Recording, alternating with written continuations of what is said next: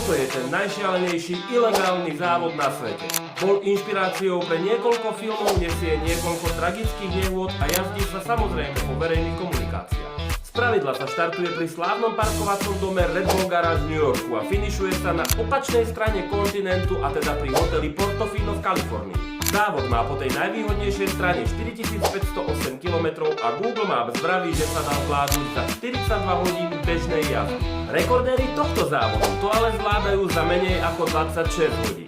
Priemernú rýchlosť majú pritom okolo 180. Samozrejme, že to idú non-stop a samozrejme, že extrémne unavení a častokrát ich prenasleduje polícia, v horšom prípade nad nimi letí vrtuľník. Kedysi to bolo v podstate bez pravidiel, dnes preteky už nejaké pravidlá majú a berie sa aj ohľad na akú takú bezpečnosť. Medzi posledných víťazov patrí napríklad táto biela Audina, BMW M5 a aktuálny rekord v trate drží Dodge Challenger SRT Hellcat.